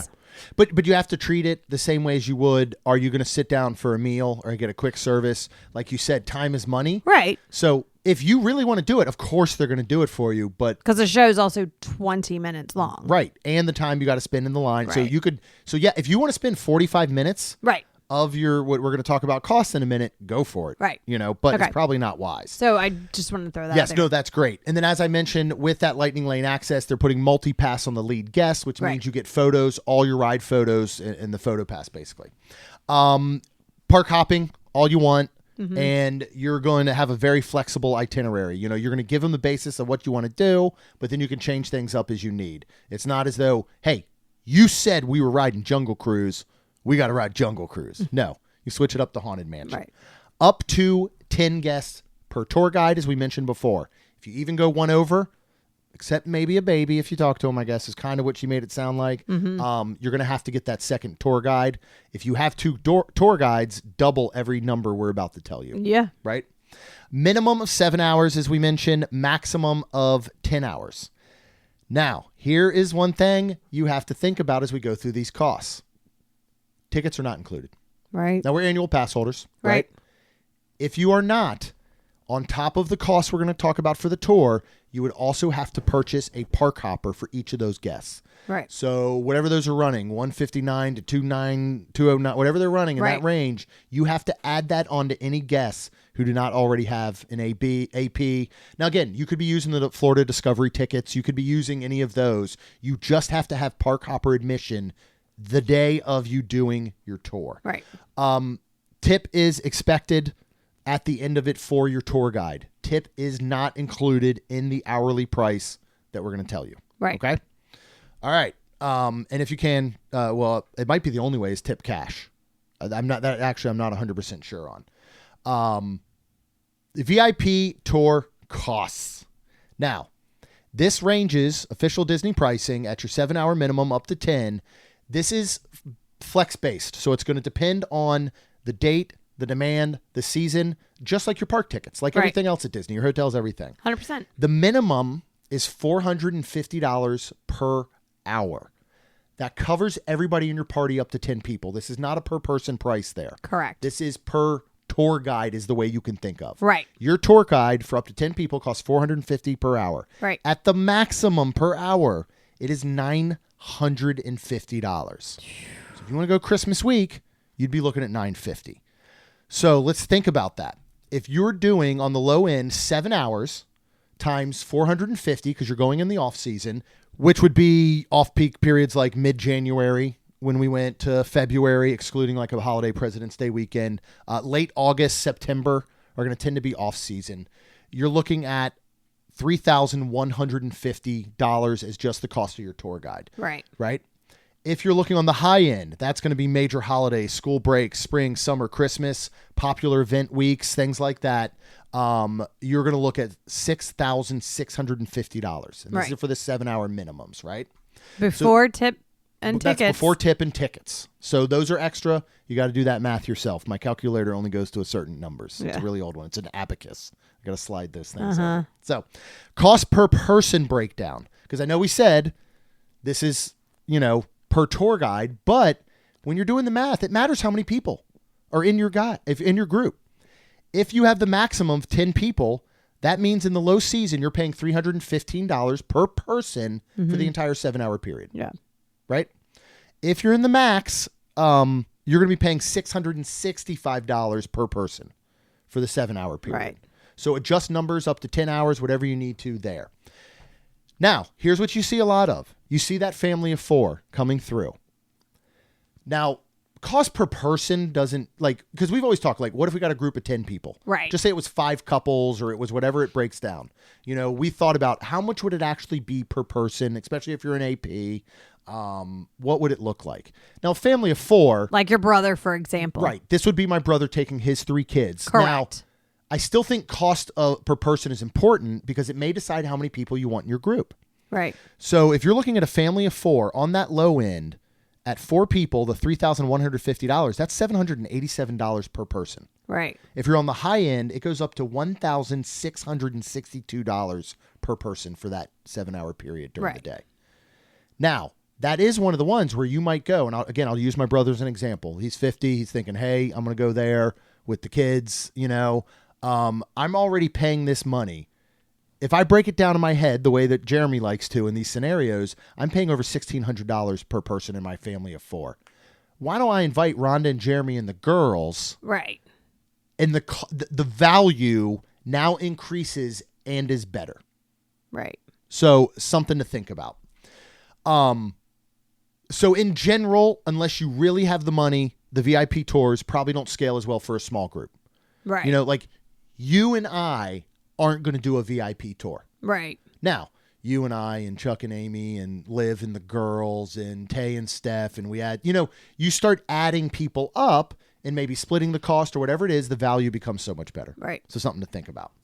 Now, looking at it, if you want to break it down on a smaller level, because sometimes that's easier to digest the smaller numbers. If you have a group of 10, it's $45 to $95 per person per hour.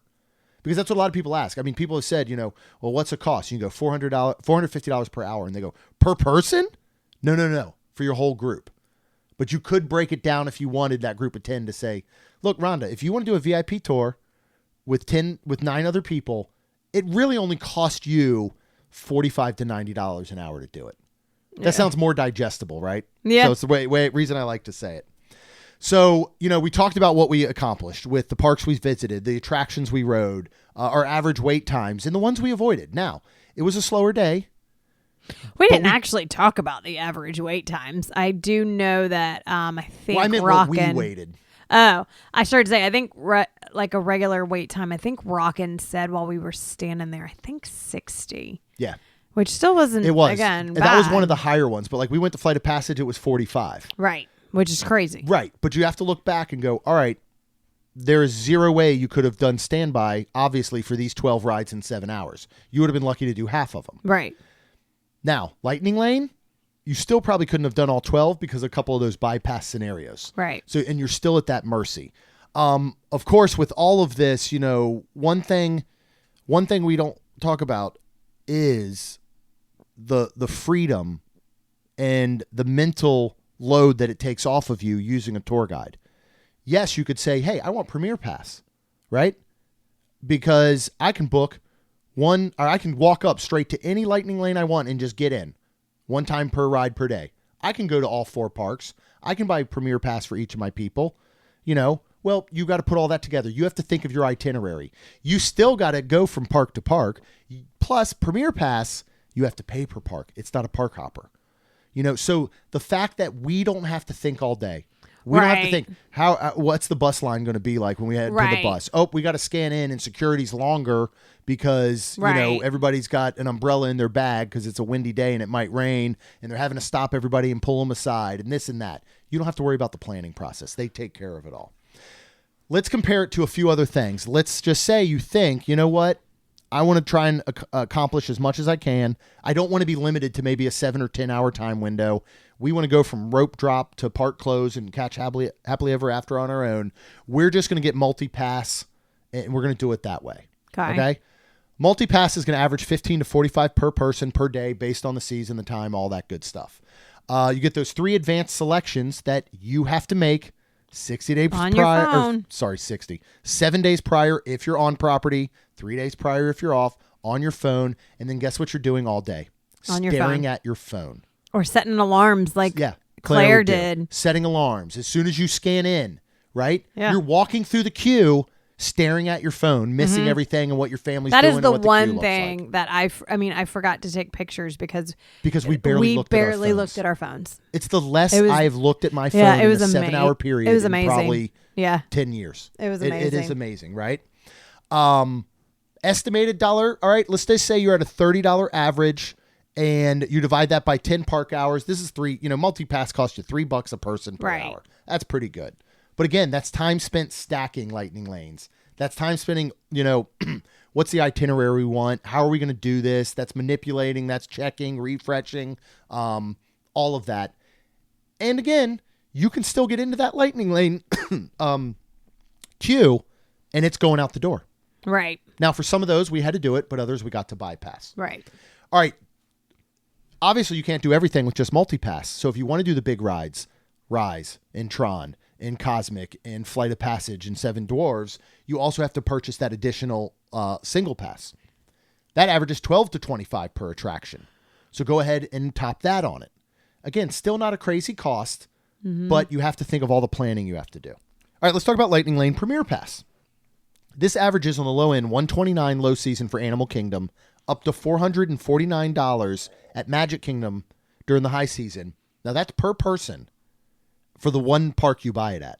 Okay. So if you spend $450 at Magic Kingdom, guess what? You're going to stay at Magic Kingdom all day. Right. Because you can't hop to Animal Kingdom unless you also buy another $129 one. Right. So your cost compared to a VIP tour and what it accesses you is blown out the window. Yeah. And I don't think it's very comparable. You get one-time lightning lane for, each of the rides. Mm-hmm. But again, you have to do a little bit of figuring out. You got to plan your own itinerary. You have to get park to park if you chose to do that on your own. You don't get quick backstage access. You're going through securities, different things like that. So that breaks down. Even if you spent 12 hours there at a $349 price per person for one park, $30 per hour, basically, per person. Yeah. Okay. After hour events, because this is the one where, after hearing Ariana tell Liv that what most people want to do is just ride rides. Right. This is where you think, okay, if that's your goal, and VIP definitely seems like something that's going to be out of your budget and price range, you might want to look at after hours. Yeah. Now, again, this is per park on designated days only, which tend to be during the week, and you're going to spend $155 to $179 per person. These after hours usually last about 3 hours. Yeah. Right? So they're not very long. You do get snacks included, which is so good. that can be a bonus. And then you're looking at basically $60 per person per hour for that. Okay. Now, we met wonderful Trevor and Michelle, awesome listeners who are on their honeymoon from New Hampshire when we were at Festival of the Arts. Yes. And they had done both a Hollywood Studios after hours and a Magic Kingdom. And what did they tell us about those two? Because this is a great comparison. They said that Hollywood was completely worth it. Yeah, like dead. They wrote everything twice. Yes. Yeah. Magic was pretty busy, correct? Yeah. They said it was still worth it, but it was definitely busier. Yeah. So that's one, though, where you think, all right, all I want to do is rides. Right. I don't want anything else. I just want to maximize how much I can ride in a 3-hour period. You should probably do after hours. Yeah, 100%. With your family. 100%. Because you're looking at going, all right, now a family of 4, and I'm just going to go high, and say it's $200 a person. Yeah. A family of 4 costs you $800. Yeah. That family of 4 to do the minimum 7 hours in the lowest season VIP is going to cost you $3,100. Right. Now, again, you can park hop. You can't with after hours. Right. But let's just say the schedule aligns perfectly. And off the top of my head, I don't know what nights the parks do it, but let's just say Monday night of your trip, you could do Magic Kingdom after hours. Yeah. Tuesday night of your trip, you could do Hollywood Studios after hours. Wednesday night of your trip, you could do Epcot after hours. That's 8 times 3. That's $2,400. And then during the day, you have the time to still, maybe you do the shows, maybe you do the small worlds that don't have long waits or things like that. And you've saved money there, but you still maximize how much you can do and how much you're riding. So something to think about. And then I will just use the exact same comparisons with the party events like Halloween and Christmas. Now, these are 5-hour parties, so you get some extra time, but you're still spending $120 to $230 per person. So again, you know, you have to look at the way that goes. It's the same thing. If you can go 1 week and do Very Merry Christmas Party one night, Jollywood Nights the next night, and all you want to do is ride rides, well, one, as you know, you're going to miss out on all the cool stuff. I just started to say that's the hard part. Yeah. I would look at an I would after not recommend hour. that. I would recommend I wouldn't after either. hours. 100%. Yeah. All right, let's do a quick comparison overall. So with a VIP tour experience of 10 people, you're averaging $315 to $630 cost per person, right? But this is best for the max efficiency. This is the best for, I want to do all 4 parks. Right. I want to eat my snacks. I want my Mickey bars. I want my sodas and my pretzels and my churros. I want to have a lovely tour guide with a concierge level service. I want access to a couple exclusive bypass areas of Lightning Lane. I want exclusive merch access. This is how I want to do it. Yeah. This is for you. Yeah, 100%. Right? Premier Pass. If you are only looking at doing a park per day, this might still make sense because this is still going to come out, right? Let's just say, and I'm only going to average them. Let's just say the average because I know Animal Kingdom is low and I know that Magic Kingdom is high. And you would like, and let's just say it's $300 and you have a family of 4. That's $1,200 per day. So to do all 4 parks 4 days in a row with Premier Pass is going to cost you $4,800. So it's more expensive than doing a VIP tour. Now, if all you care about is doing everything you possibly can in Magic Kingdom one day, you're not really worried about the other 3 parks, you think we'll do multi-pass there, or it's the off-season, we'll just go and figure it out ourselves, then maybe one day of Premier Pass at Magic makes sense, and then do the other days as you wish. After Hours, as you said, might be the one that is most comparable for a much better, I wouldn't say better value, but lower cost. Right. That might be the one, but you're going to have to stack multiple after hours on your trip to accomplish everything throughout the parks. And then I don't really think that the party events or multi-pass, single pass have any sort of same fruit comparison. It'd be like comparing apples to cucumbers. Yeah, you know what I mean? I'll agree with that. So I just don't think that's right. Any last thoughts, expectations? You know, again, we try to come at this, and we're so thankful to have been a part of this, as we said, included 100%. With Liv. Thank you so much, Liv. I want to come out of this as, let's just say you and I took the girls and paid for the 4 of us to do this. Mm-hmm. Do you think that would be worth it? And I go, that's still not a yes or no answer, but are there ways that make it worth it? Are there ways that it absolutely does not make it worth it? I think it is kind of, and it would be a yes. Yeah. Because, you know, there's just so many things that was really cool. The backstage stuff, it's VIP, very important person. You feel very special. You feel, again, our focus was riding and stuff. Like, I mean, what if our focus was like slacked back and we're like, well, we want to eat some snacks. We want to, I think, yes, I would want to do something like that with the girls. Absolutely. I agree completely. I think it's great for large parties. I do. You know, I think it's great for the family reunions. Like, this is one, and I mean, I couldn't see it happening, but, you know, let's just say, maybe it would, our family of 4, right?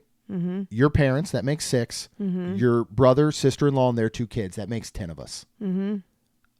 Our niece and nephews, niece and nephew on your brother's side have never been to Disney World, right? Your parents have not been in some time now. Daniel and Ginger have not been in some time, right? This could definitely be 100% worth it. And we split it amongst the 3 of our families. Yeah. Without a doubt worth it. Now, they're going to have to buy park tickets on top of that. That would be the hard part. But still, you're taking one day compared to maybe going for 4 or 5 days. and true. trying to accomplish a lot. That's true. For my brother who does not go often, or first timers who don't want to do planning, who don't want to deal with anything, and they have the money to do this, 100%. I think it's completely worth it. Absolutely. Do not stretch your budget to do this on your trip. Yeah, 100%. Because that is where I think you're going to miss the true experience of a Walt Disney World. Yeah. Where if you have a short time and you're doing this one day, unless you have other days that you can then casually go about your parks the way that you want, that's the only way I would do it. Like, this is day one, and then you kind of clean up the pieces the next couple days. Yeah. You do the sit-down meals. You do the shows. You do a more leisurely pace. You spend some time at the resort, whatever it may be. That's the only way I would do it. I would not stretch your budget and take away from other opportunities on your trip to do this. So hopefully, I know that is a lot of info, and a lot of it came at you fast. I mean, we did this in still under 2 hours. Any questions that are outside of this that folks have, you can always hit us up on social media at Maine ST Magic. Core memories all around. This was one of my favorite days. It was great. And there's something also to be said about showing up to a park that is windy as all get out, that is cold that day for us Floridians, and you just don't care because you're having the best time ever. You know what I mean? 100%. There's a certain magic and pixie dust and all that it brings to it as well. So hit us up if you have additional questions. We would love to hear your experiences, of course. So find us on social media. You go out to our website, Maine ST Magic. We have some new shirts that are out there. You can hit shop. We do have a Festival of the Arts shirt and a cool mashup Figment shirt that is out now. They are currently on sale for 15% off. Everything in the shop. Don't know how long that'll last. Woo-hoo. Of course, both Rhonda and I, we would be so very, very thankful if you could please leave us a rating and review. Because it helps our show grow. And that's all we've got. We'll see you real soon. Jeremy and Rhonda are more than a little fond of Disney World, so they made this podcast to share it all with you. Reports and resorts, top 10 lists of all sorts. Main Street Magic's bringing it home.